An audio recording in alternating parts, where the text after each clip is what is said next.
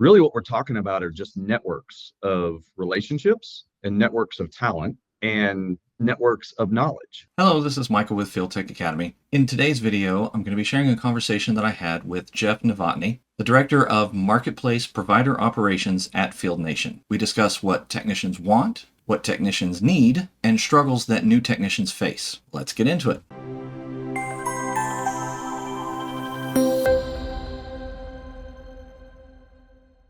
I'm Jeff Novotny. I'm the Director of Marketplace Provider Operations here at Field Nation. I've been at Field Nation for a little over 2 years, but I've got about 25 years in the field service industry, managing technicians in both the telecom and the IT industries across the US, Canada, in a global environment.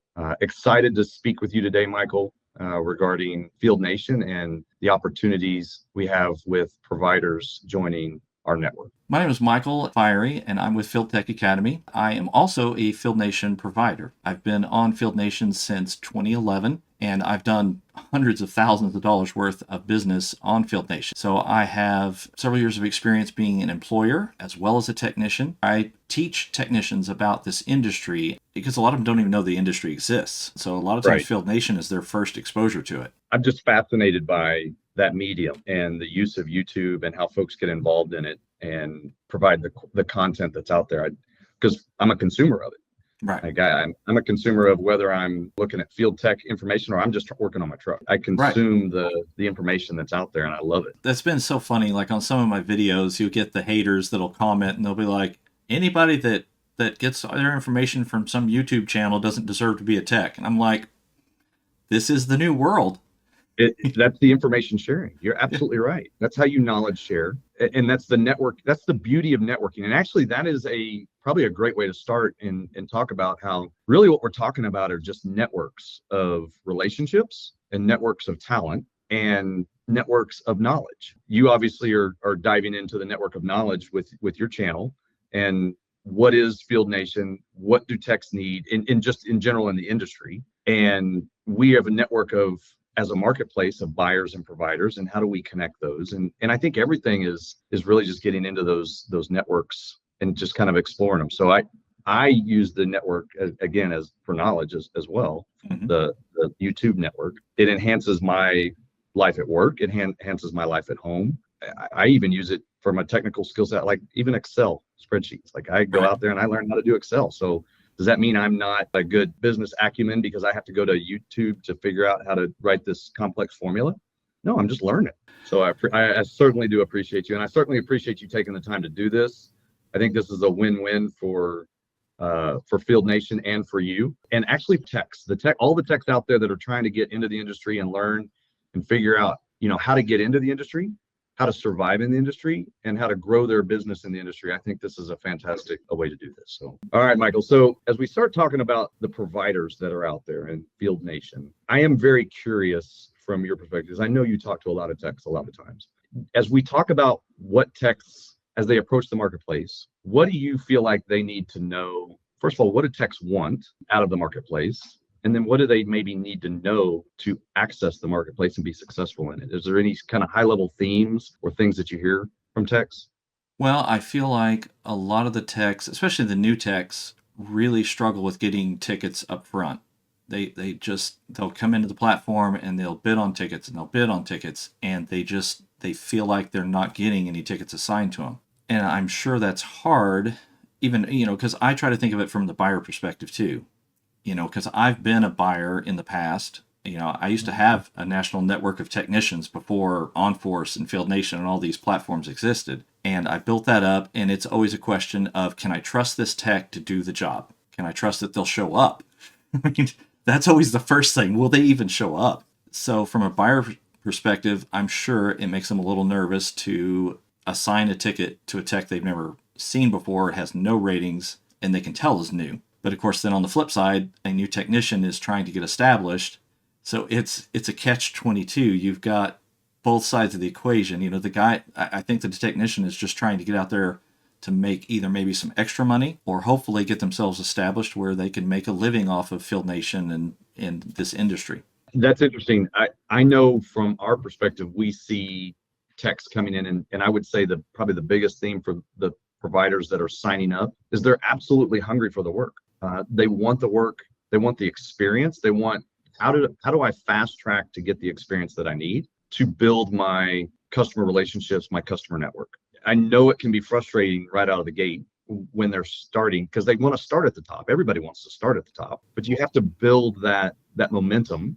I mean, we've seen some best practices that have been successful of taking some smaller jobs, some less lucrative jobs, just to get your name out there, to start to build your reputation, to establish your quality work history. And then you can kind of start to move your scope of work, your complexity of job to the right a little bit. With that also comes potentially even more lucrative jobs, more complex jobs, and bigger customers and bigger names. And it just kind of snowballs after that. But that getting started can be frustrating for sure for tech. So is that kind of a common theme that you hear? Do techs have trouble getting a foothold and started? I think that is probably the number one thing that I hear because I follow a Field Nation group in Reddit, and of course, text comment on my videos. The biggest thing is I can't get those first few jobs. And so I've kind of, even one of my videos went into trying to say, like what you just mentioned, what do you need to do? Go after jobs that other techs don't want. And that can be jobs that don't pay as well because, like you said, everybody wants to start at the top, but you're coming into the platform, nobody knows you, you don't have a reputation. So you have to think of it more as a marathon instead of a sprint. And so you've got to take that crummy little $25 job. You've got to take a job that's maybe an hour and a half, 2 hours away that nobody else wants to drive to. You've got to make those sacrifices on the front end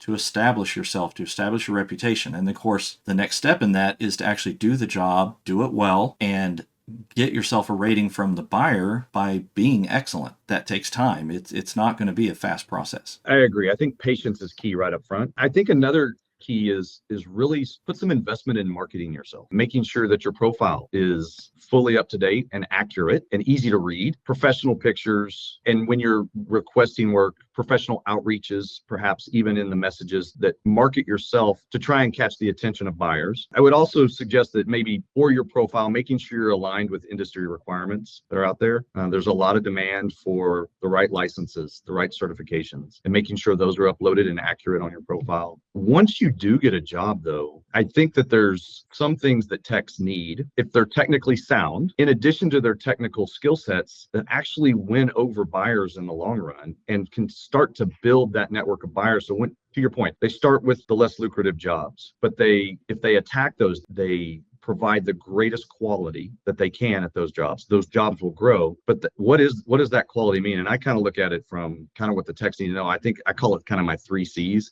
They have to be great communicators, number one. Updating the buyer on, or actually marketing right up front, updating the buyer along the way, and then closing out strong with the buyer for sure. In the closing notes, commitment is the second C, and that is being on time. Committed to delivering all the asked deliverables, making sure you're accurate on your deliverables, and then commitment to quality. Do it right the first time. But the biggest one is kind of that customer service piece. And I feel like you may have heard this one before, and that is the soft skills of professionalism and building and marketing yourself and your business so that your appearance is right. Your language and the way you speak on site to customers is great. Knowing who you're representing on the job, and then just leveraging that communication and commitment throughout your customer service drive.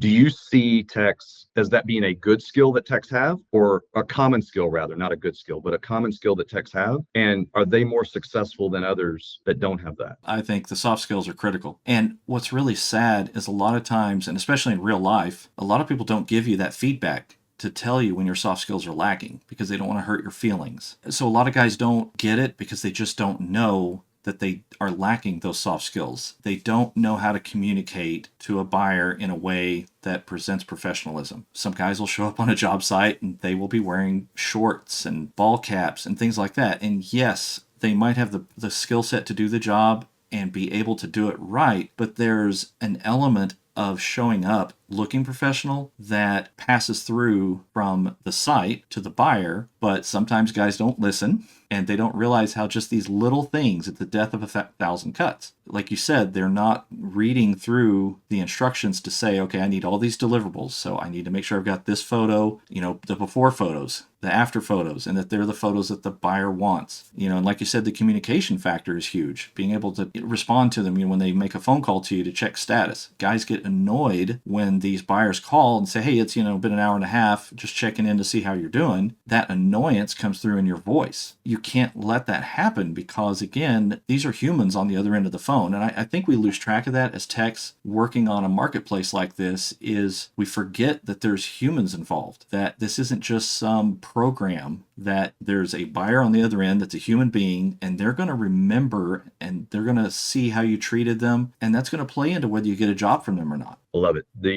I totally agree. And so as the new tech comes on board, they establish themselves as great communicators, have great commitment. They build great quality. They establish themselves as a customer service, guru, if you will. Some additional soft skills might be just managing their schedule appropriately. We talked about the communication, but really good written and oral communication on both sides. And I think all that's important because it builds trust. And as we build trust, as providers build trust with the buyers, as buyers build trust from the providers, can you maybe walk me through or talk about some examples you've seen? Because you've managed techs, you've done jobs yourselves, and then you talk to other providers. I'm curious, what are some of the best ways for technicians to then, once they get their foot in the door, to grow and build stronger relationships with some of those clients? Well, I would hope that when you do a job for the buyer, that you do a good enough job that they're going to add you to their preferred list, and that's a big thing. I get a lot of repeat business from buyers that will call me first because I did a job for them 6 months ago or 12 months ago, and I did it well, and they know that I'm going to do the job right, so they call me first and give me first shot at it. So if you burn that bridge right up front, you're never going to hear from that buyer again. That's the first step. Second step is obviously completing the job, doing it right, and then I always tell people, make sure that you're leaving a review for the buyer. In my opinion, it's a reciprocal thing. I am reaching out and I'm giving you a review, so I feel like hopefully that makes it more likely that the buyer will then leave me a review. And there's also times, if I was a new tech, I'm established, I've been doing this for 25 years, it's easy for me, so I have to stop and kind of go back and think, okay, if I was a new guy, what would I be doing? And one of the things I would be doing is I would make sure that my buyers are leaving me reviews, obviously doing the job right up front, and if they're not just automatically leaving a review,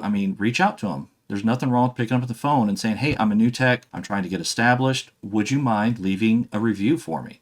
Sending them a message about it. Like you said, making sure your profile looks professional. And to me, the buyers that I've had the best relationship with, obviously you're conversational with them when they're on the phone. You're not a robot. You're also resourceful. I think the buyers that have liked me the most are the ones that know that I'll do whatever it takes to get this job done right. If that means I got to run to the store and go grab something that we didn't expect to need because we discovered something new, it's like, oh, we didn't know the rack was falling off the wall. Pointing things out like that, or, observing potential problems or finding solutions, just being able to push it across the finish line. Because you get a lot of guys that they just can't get the call across the finish line. And you got to be able to do that. And if the buyer knows that you're going to do what it takes to get that site up and running and get it done right, then they're going to come back to you. And just to be clear, before a tech just leaves site to go pick up additional parts or do additional things, they would, of course, need to talk to the buyer, document things in the ticket, make sure the buyer's approving those additional parts and the fact that the tech is leaving site.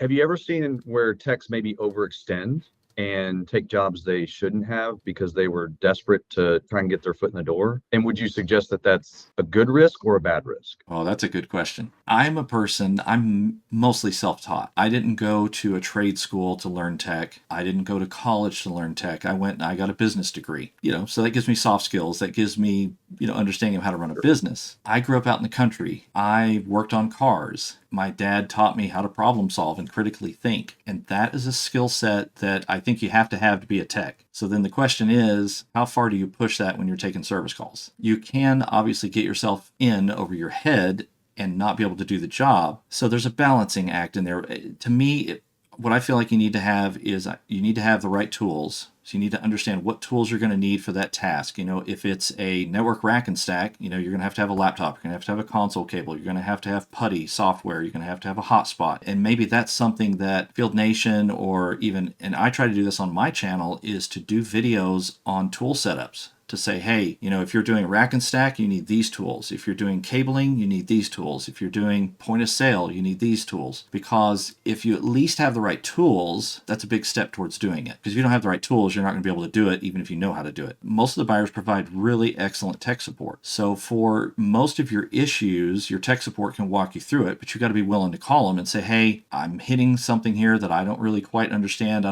How would you suggest we handle that? And I would always take a little bit of a risk. And even now, I've done this for 25 years. I'll still go out and do service calls to where I'll see a piece of equipment that I've never seen in my life. I'll see terminology that I've never seen.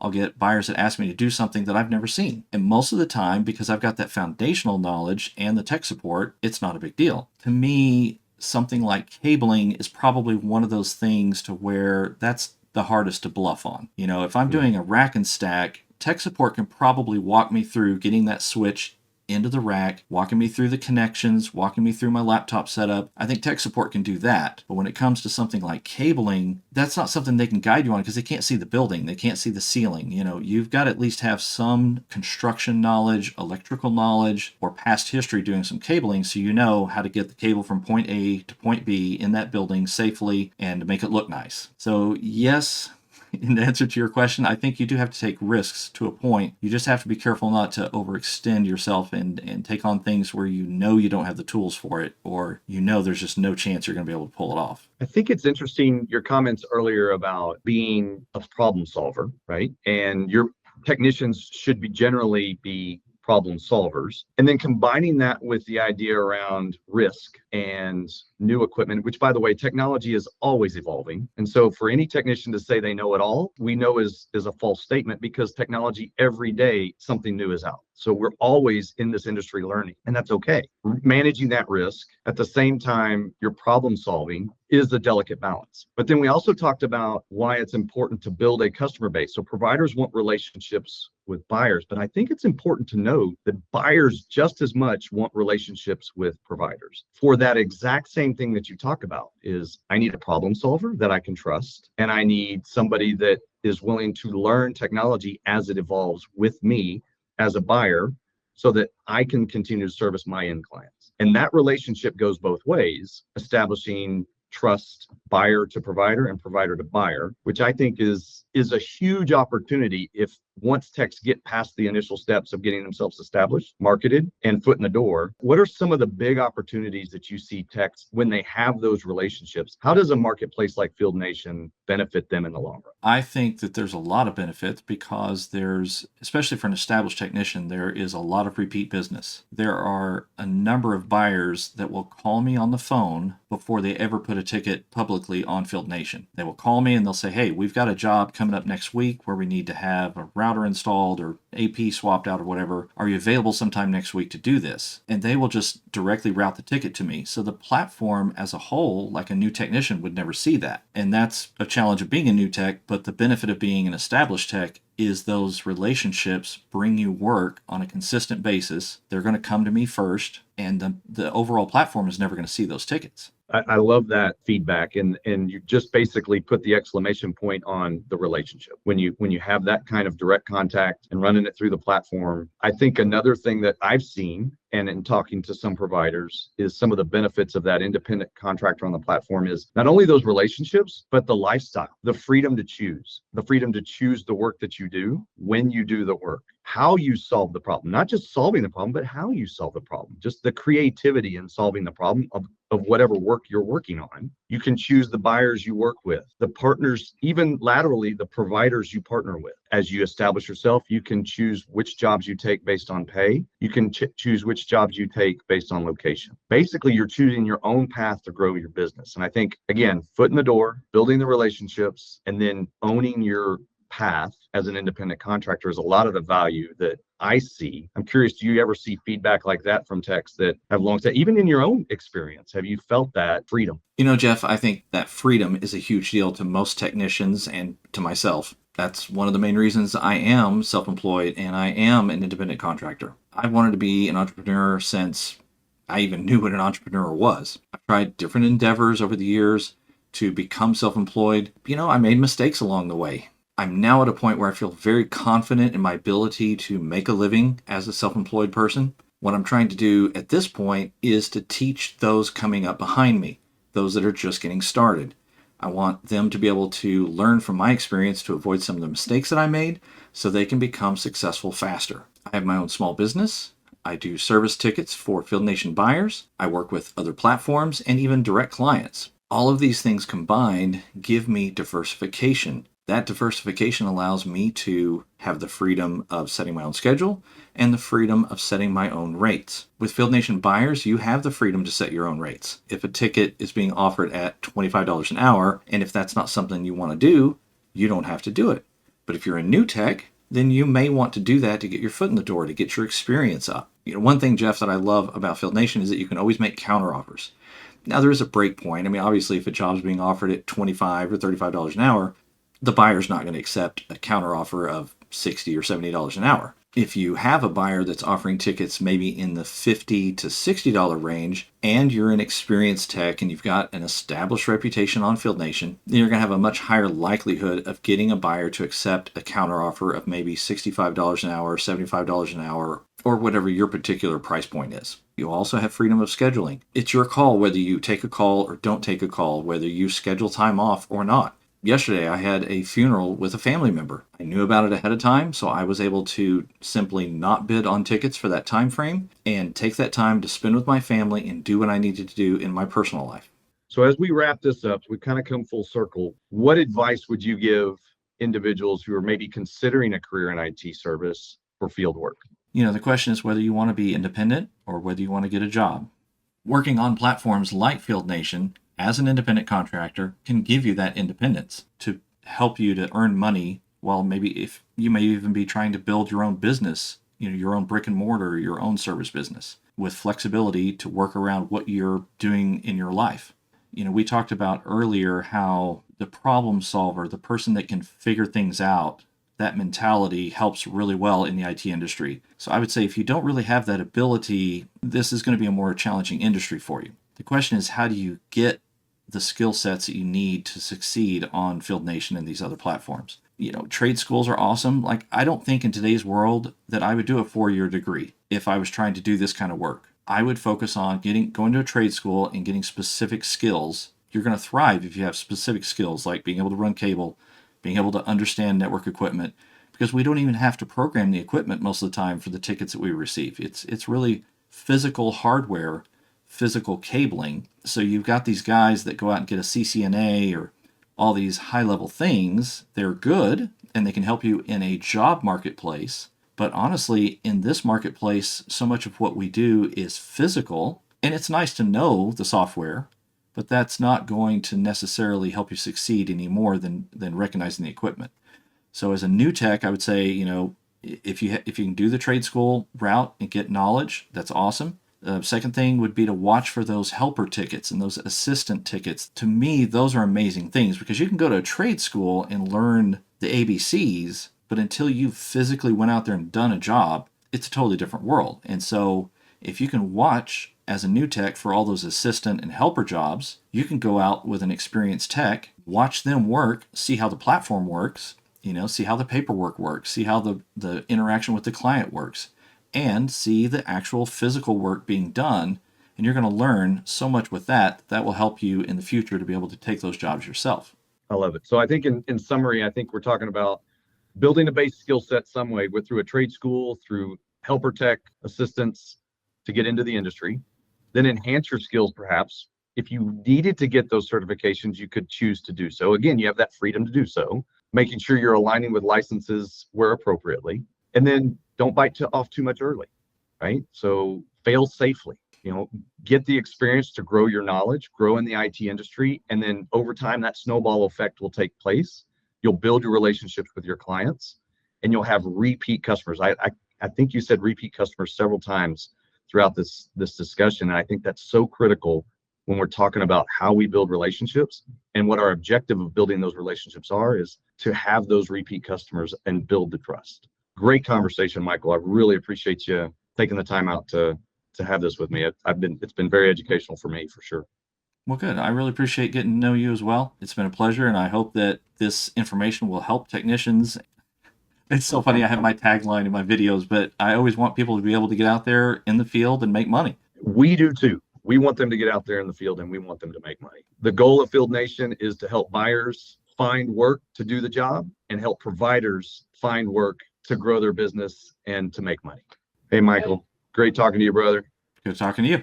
I appreciate you taking the time to watch this video with Jeff Novotny and I. If you're interested in signing up with Field Nation, visit their website at fieldnation.com. If you got value today, please smash that like button and subscribe to the channel. Be sure to visit my website at fieldtechacademy.com. I have some digital downloads that can help strengthen your Field Nation profile. I also offer one-on-one coaching. I can assist you with getting started on Field Nation or having better results. As always, let's get you out in the field making money.